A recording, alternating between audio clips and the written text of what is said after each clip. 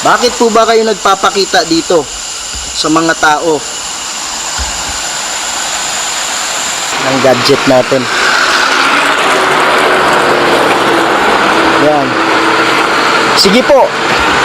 Ayun oh, same location niya mga idol, ganina't nandito to. Oh, pero ngayon, oh ayan. Dito po ba kayo namatay? Dito sa spot na to? Sige po, magsalita po kayo. Kailangan mo ba ng tulong?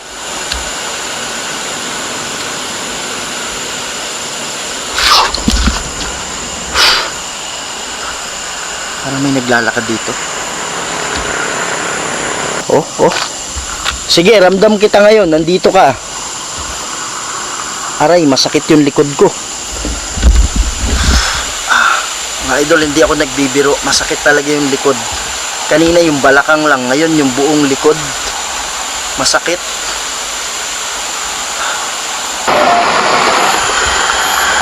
Umalis ka dito.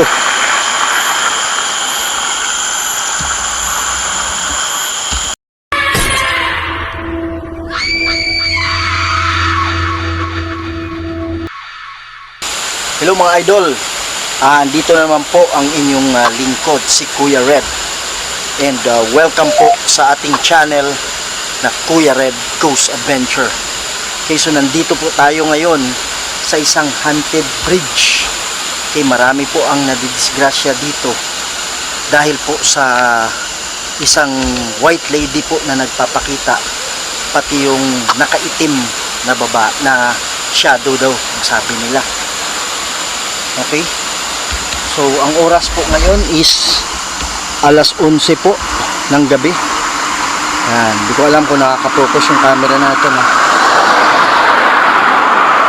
Alas 11 po ng gabi. Okay, ito po ay nakaka-detect ng electromagnetic field. So kung meron mang electromagnetic field na ganyang kalakas, ibig sabihin po na meron pong kaluluwa na presence dito. Panoorin yun. Ayan, lakas, grabe. Oh, wala pong appliances dito kasi bridge po ito. Yan, yun po, flashlight natin, nilagay ko dun. Grabe, tumatayo na yung balahibo ko. Nagsisimula na naman. Okay, so ito po ang Luwayan Bridge. Yan. Mga idol, ang kwento po dito is meron pong nagpapakita dito sa highway, biglang dumadaan. Highway kasi to, kukunin ko lang yung flashlight ko.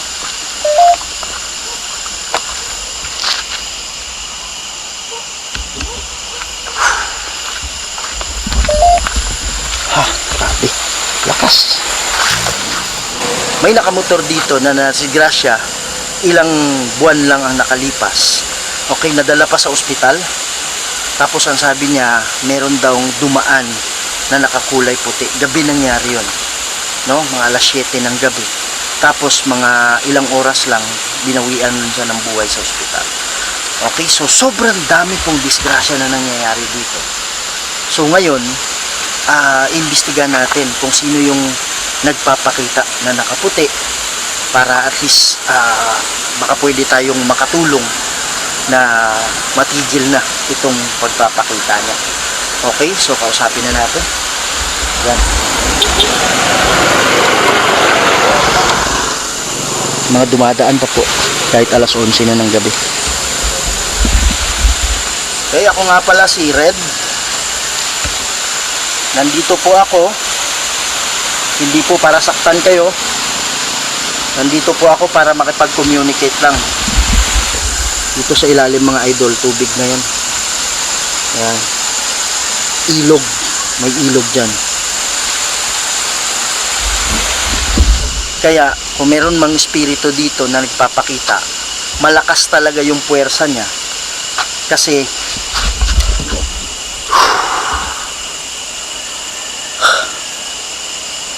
may nakita ako dyan banda.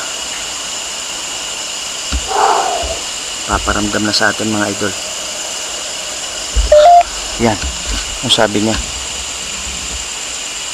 Ano yan? Vengeful?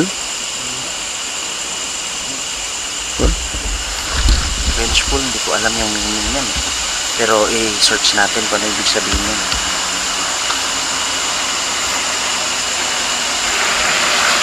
Kung meron mang kaluluwa na nandito ngayon, pwede po kayo makipag-communicate sa akin. Dito, merong ilog sa ilalim. Ang lakas mga idol. Oh. Yan oh. Sige po, nakita ko yung presence nyo na nandito. Yan, nag-yellow. Atras tayo konti. Okay, so nakita kita ngayon na malapit ka sa akin. Pwede ba kayong magsalita? Pwede kayong magsalita gamit yung ano ko. Gamit itong hawak ko. Huwag kayong mag-alala, hindi kayo masasaktan.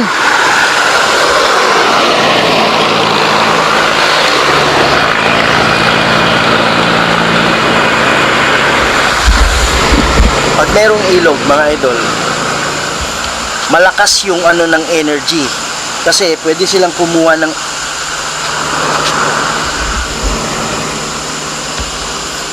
talaga dyan.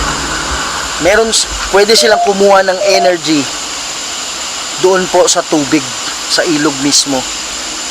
At saka alam ko maraming ligaw na kaluluwa dito. Kasi normally pag maraming nadidisgrasya, yung mga kaluluwa na hindi pa handa mag-cross, yun yung mga nagmumulto dito. Okay? So kausapin na natin. Kung sino man yung ano dito, yung nakaputi na babae na dito talaga yung malakas. Oh. Kung sino man yung white lady dito, yung nakaputi na babae, pwede ka bang makipag-usap sa akin? Dito na naman. Okay? So yung dalawang site na to, ito, pati yung banda doon. Grabe, ang lakas oh. Oh? Wala namang electronics dito.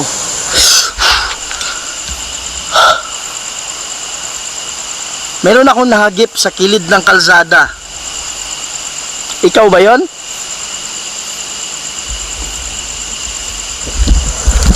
Nakita ako sa kalsada.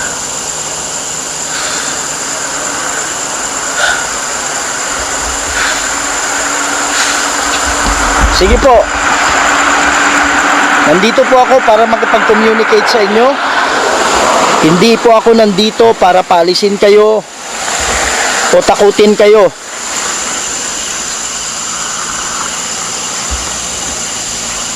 Nandito lang ako para makipag-usap.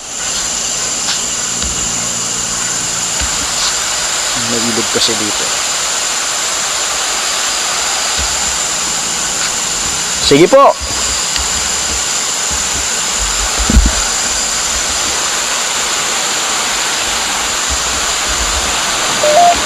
Ayan, malakas talaga dito.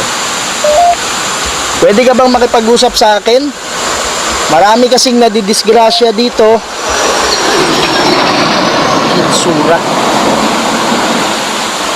Anong ibig sabihin ng itsura? Anong ibig sabihin ng itsura?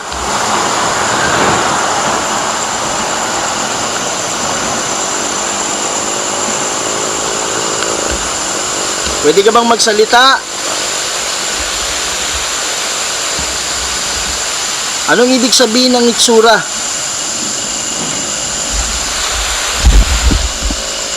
Pwede ka bang magpakita ngayon sa akin? Kung sino man yung spirit na nandito, pwede ka bang magparamdam?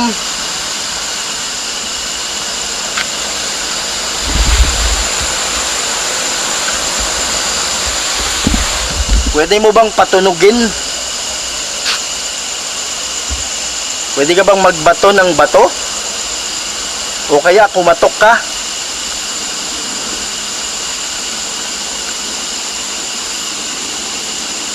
Para may nag-uusap. Sige po, pwede kang lumapit dito sa hawak-hawak ko. Pwede po kayong magsalita gamit ito.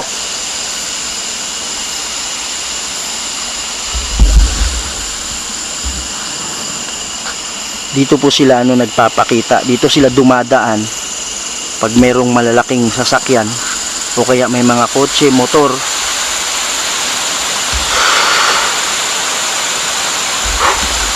Sige po. Yun.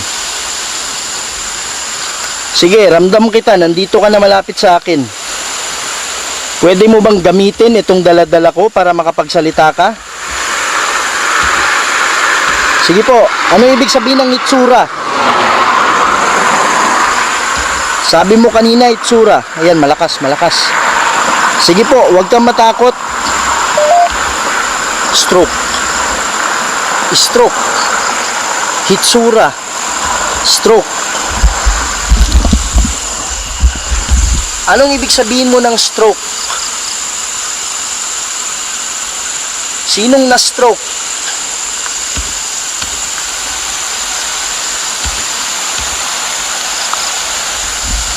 Sige po.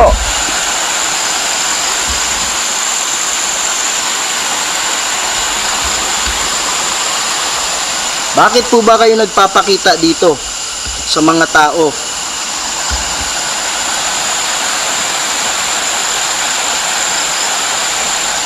Marami pong nadidisgrasya dito. Maraming nawawalan ng buhay dahil po may nakikita sila sa daan. Kailangan nyo po ba ng tulong kaya kayo nagpapakita?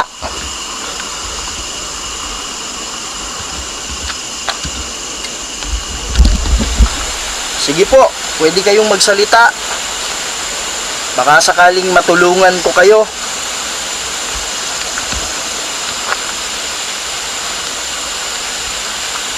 At pwede na kayong tumawid. Ano yan? Oras. Ano yung kanina? Hindi ko na-touch kanina eh. I-rewind na lang natin yung mga idol. Oras. Nakuha ko yung oras lang eh. Anong ibig sabihin mo ng oras? Na stroke, oras, tapos hitsura.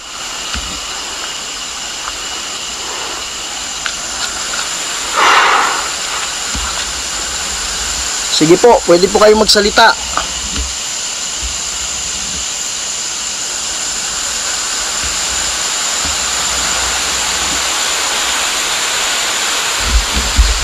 Ano pong pangalan nyo?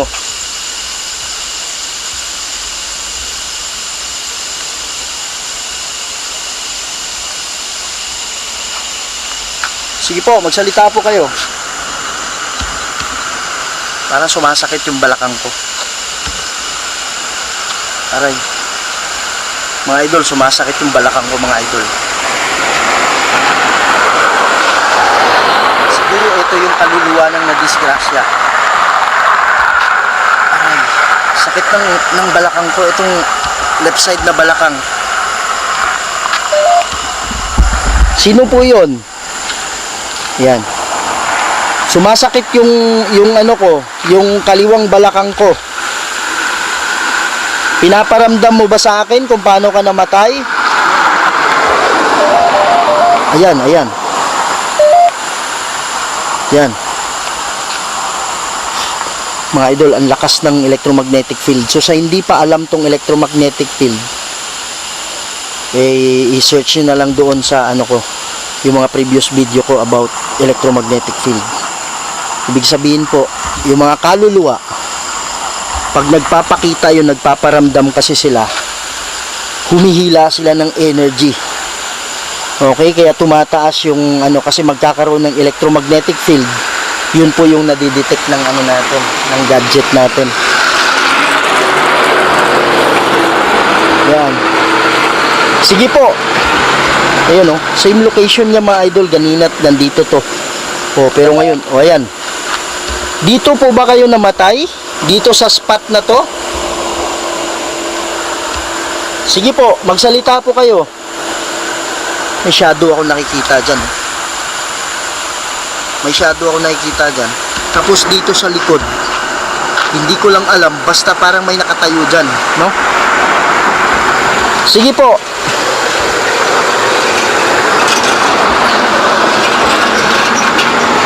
Alas 11 na, marami pa rin dumadaan dito mga idol.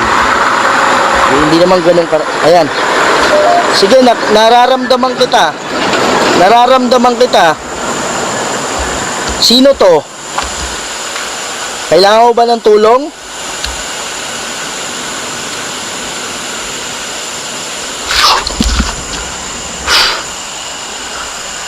Parang may naglalakad dito.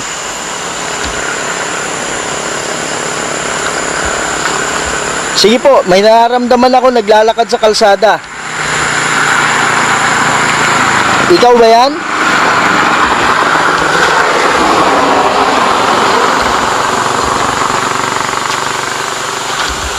Sige po, magparamdam kayo.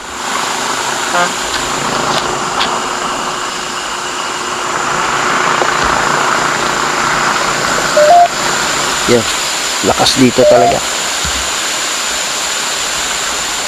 Sige po, may gusto po ba kayong sabihin? Magsalita po kayo.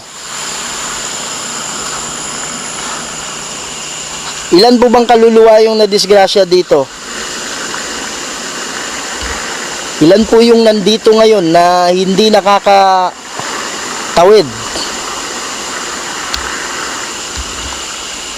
Sige po.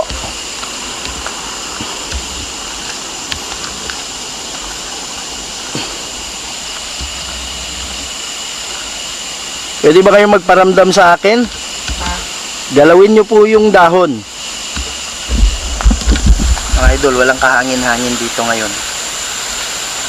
Mapapansin nyo, dito malakas din. Oh. Sige, ramdam kita ngayon. Nandito ka. Aray, masakit yung likod ko. Mga idol, hindi ako nagbibiro. Masakit talaga yung likod. Kanina yung balakang lang, ngayon yung buong likod. Masakit. Aray. Sino yung nagpaparamdam ngayon? Sumasakit yung likod ko. Pinaparamdam mo ba? Pinaparamdam mo ba kung paano ka na-disgrasya? Ayan o, ang lakas mga idol. Ano yan? Sabi niya, ano yan? Okay. Ito pong hawak-hawak ko, pwede po kayong magsalita dito. Nabasa ko yung word mo, ano yan?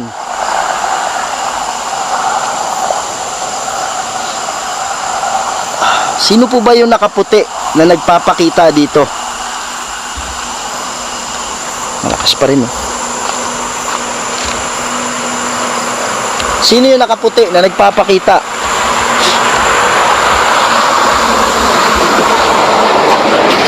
Sige po. May dumudungaw dyan. Huwag kayong matakot sa akin.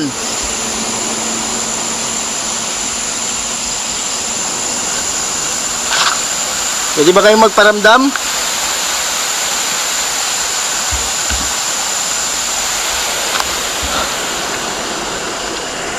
Dito may nakita ako kanina. Sino yon? Sige po, huwag kayong matakot sa akin. Gusto kong tumulong para matigil na yung mga disgrasya dito. Malapit na ako. Sige po. Antayin kita. Sabi niya malapit na ako. Sakit talaga yung likod ko. Aray. Okay mga idol, gagamit tayo ngayon ng ano, yung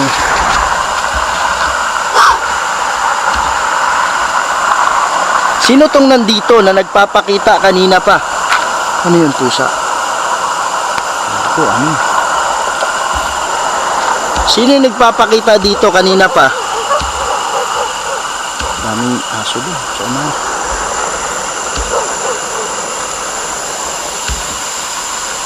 Ikaw ba yon?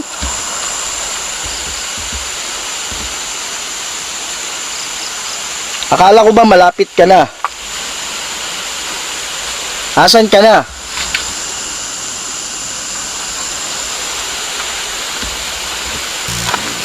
Subukan natin pumunta banda doon. Ayun, lakas oh. Sige po, ramdam ko kayo ngayon. Ano pong pangalan ninyo? Yan, malakas oh. Imagine mga idol, nasa highway tayo. Bakit ganyan yung reading? Yan oh, lakas oh.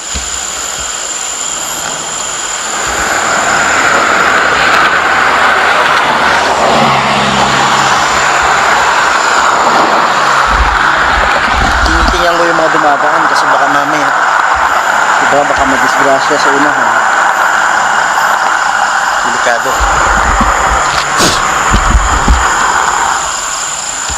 Sige po, meron po bang mga spirito dito ngayon na gustong magparamdam? Yun yung tulay mga idol. Yun, malakas. Imagine mo nasa highway tayo, bakit ganyan yung reading, di ba? Kasi in-explain ko na to sa refrigerator, meron kasing electromagnetic field. Di ba? Meron yan video ko. Tinest natin to. Sige po, pwede kayong magparamdam.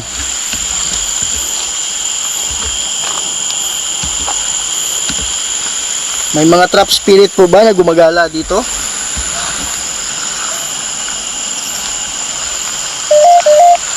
Yun, lakas na naman. Sige po, magparamdam po kayo. Sino ba yung white lady na nagpapakita, nakaputi?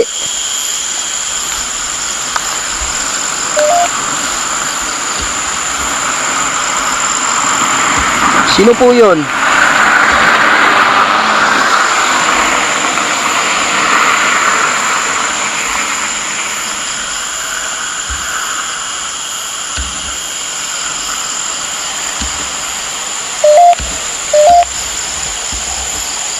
Muli. Kita niyo ba mga idol?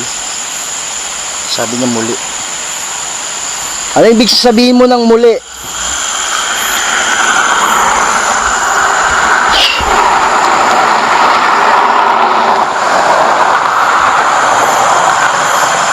Sige po. Ito tayo banda dito.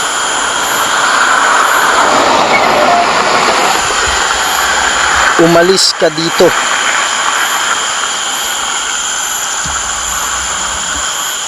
Sino ba itong nagsasalita na umalis ka dito? Sige po, pwede kayong makipag-usap. Sabi niya umalis ka dito. Bakit mo ako pinapaalis? Ikaw ba yung demonyo na tinatrap mo yung mga spirito dito? Wala kang power sa akin. In the name of Jesus, hindi mo ako kaya.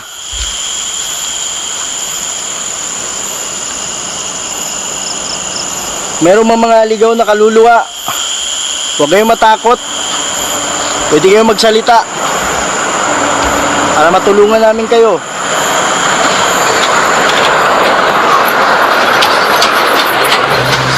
Nakakatakot na. Nakakatakot din na. Sige po, paramdam po kayo. Huwag kayong matakot.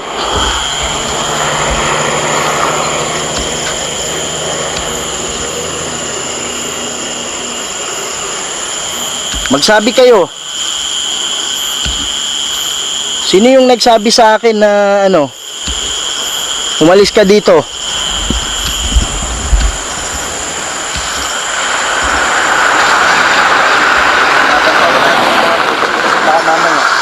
Bigla silang magpakita doon sa unahan, baka mapunta yung kotse sa atin.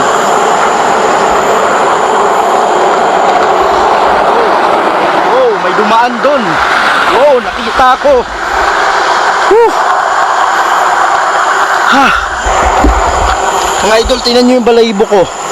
Nakita nyo ba yan? Tumatayo. Di ko alam kung napupokus ng camera ha. Hindi ko alam kung napupokus ng camera. Pero may black shadow nandito. Ano yan? Kumusta? Sino?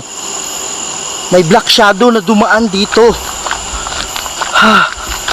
Grabe mga idol oh. Tingnan yung balahibo ko. Ayan, ang dami nagsalita. Di ko na-catch yun. May black shadow na nagpakita dito. Dumaan siya. Timing yung kotse. Timing na yung kotse. Dumaan. May black ako nakita. Grabe, tingnan yung balaybo ko. Tumatayo. Ayan o. Diba? Grabe. Okay, may black shadow na nagpakita dito. Parang anino na itim.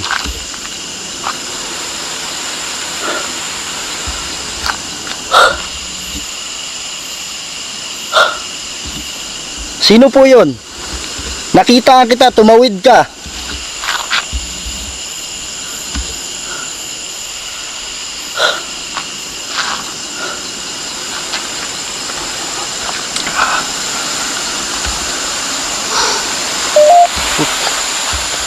Yan. So mga idol, grabe. Habang tumatawid yung dalawang truck, yung pangalawang truck, may tumawid na maitim. Ano siya, parang tao, pero maitim. Kasi kita ko, kasi may ilaw ng pangalawang sasakyan eh. Halt. English. May ilaw kasi nung pangalawang sasakyan, kaya nakita ko siya, itim talaga, parang tao. Siguro yung mga nagpapakita dito. Kaya lang itim yung nakita ko, hindi puti. Grabe guys, tumayo talaga yung balahibo ko kanina.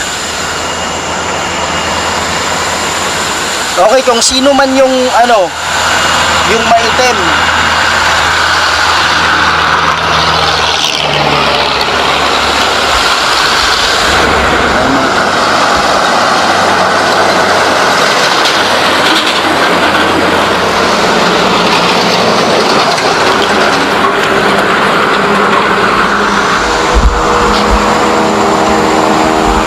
Sino man yung maitim?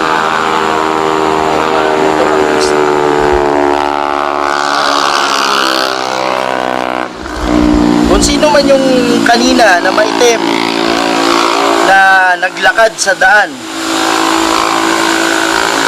inuutusan kayo, pati yung nakaputi. Ayun yung dahilan kung bakit marami na didisgrasya dito.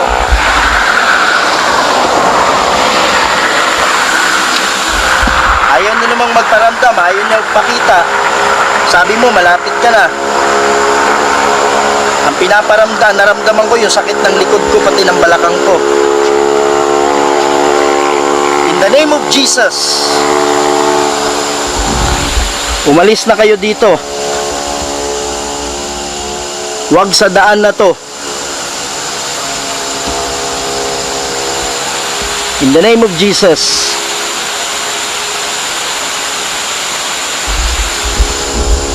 Lord God, nandito po ako Lord para humingi ng gabay sa inyo. Nandito po ako Lord para humingi ng tulong para yung mga kaluluwa na nandito is makatawid na po.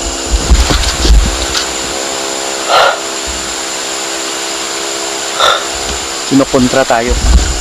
Para makatawid na po yung mga kaluluwa Lord, para wala na pong madidisgrasya dito. In the name of Jesus, Lord God, paalasin nyo po yung mga masasamang espiritu na nandito sa tulay na to. Maraming salamat Lord God, and I ask this through Christ our Lord and Savior. Amen. Okay. Guys, naniniwala ako na matigil na tong disgrasya dito. Kasi kawawa naman yung mga motorista.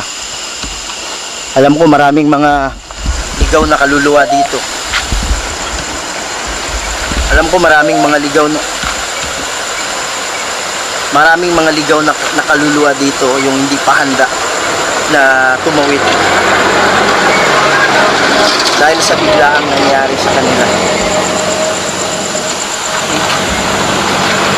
So hopefully may tigil na to. Ayan. Ano ang petsa?